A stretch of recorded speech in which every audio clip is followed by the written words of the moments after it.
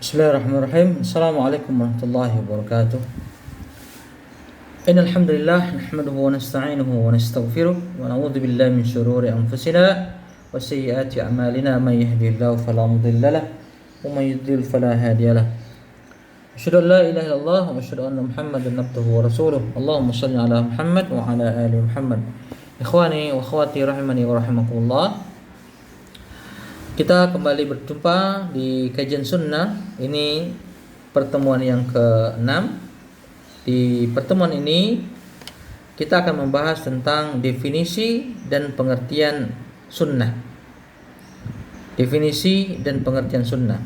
Baik, kita bahas dulu pengertian sunnah. Secara bahasa atau etimologi, sunnah berarti metode atau jalan, perilaku atau sejarah, baik maupun yang buruk. Itu pengertian sunnah secara bahasa. Sedangkan sunnah menurut istilah atau terminologi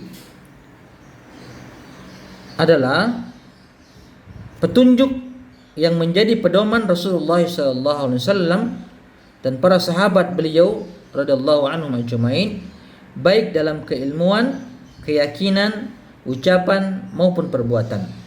Ini adalah definisi sunnah menurut ulama akidah. Menurut ulama akidah. Dan itulah makna sunnah yang wajib kita ikuti, di mana dipuji pelakunya dan dicela orang-orang yang menyelisihi.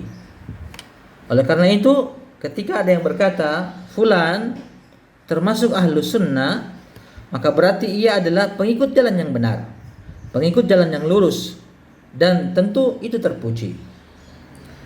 Adapun definisi sunnah menurut ahli hadis adalah semua yang disandarkan kepada Nabi sallallahu alaihi wasallam berupa qaul atau perkataan, fi'il atau perbuatan, takrir atau penetapan, pengakuan ataupun sifat.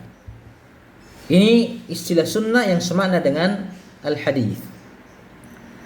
Adapun menurut istilah ulama ahli fikih, ialah sesuatu yang diperintahkan syariat dengan perintah yang tidak wajib, sehingga pelakunya mendapatkan pahala ketika ia mengerjakannya, kemudian ketika dia meninggalkan maka tidak berdosa. Ini menurut ulama ahli fikih. Menurut ulama ahli fikih. Kemudian berkata Al-Hafiz Ibnu Rajab Al-Hambali rahimahullah taala, as-sunnah adalah cara yang ditempuh oleh Rasulullah sallallahu alaihi wasallam, termasuk juga berpegang teguh kepada apa yang menjadi landasan beliau sallallahu alaihi wasallam dan para khulafaur rasyidin radhiyallahu anhum ajmain, baik dalam keyakinan, perbuatan maupun perkataan. Inilah makna as-sunnah yang sempurna. Kemudian menurut Syekhul Islam Ibnu Taimiyah rahimahullah taala, beliau mengatakan as-sunnah adalah segala sesuatu yang dilandasi dalil syar'i.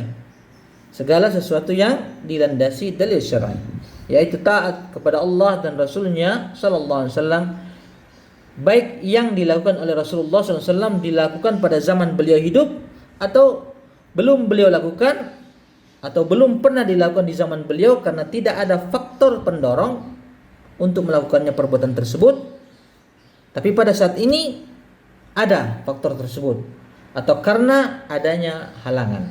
Ini menurut Syekhul Islam Ibnu Taimiyah rahimahullah ta'ala. Imam Syatibi mengatakan walhasil as-sunnah jika dimutlakkan mempunyai 4 makna. Yang pertama adalah ucapan Nabi sallallahu alaihi wasallam. Yang kedua, perbuatan Nabi sallallahu alaihi wasallam. Yang ketiga, persetujuan Nabi sallallahu alaihi wasallam. Ketiga hal di atas diperoleh dari wahyu atau ijtihad beliau sallallahu alaihi wasallam. Kemudian yang keempat adalah apa-apa yang datang dari para sahabat atau para khulafaur rasyidin radhiyallahu anhum ajmain. Dengan pengertian ini, maka sunnah berarti mengikuti jejak Rasulullah SAW secara lahir dan batin, serta mengikuti jalan para pendahulu yang utama dari kalangan sahabat, baik itu muhajirin maupun ansor. Dan inilah fokus pembahasan kita, yaitu sunnah dengan makna kebalikan daripada bid'ah. Artinya umat Islam wajib mengikuti sunnah dan wajib menjauhi segala bentuk bid'ah, sebagaimana telah diwasiatkan oleh Nabi Sallallahu Alaihi Wasallam dan para sahabatnya. Ikhwani wa akhwati rahimani wa rahimakumullah, ini yang bisa kita bahas di dalam kajian as-sunnah ini. Mudah-mudahan bermanfaat. Insyaallah kita akan sambung pada pertemuan berikutnya. Kita tutup dengan kafaratul majlis. Subhanakallah bihamdika, asyhadu an la ilaha illa anta, astaghfiruka wa atubu ilaik. Assalamualaikum warahmatullahi wabarakatuh.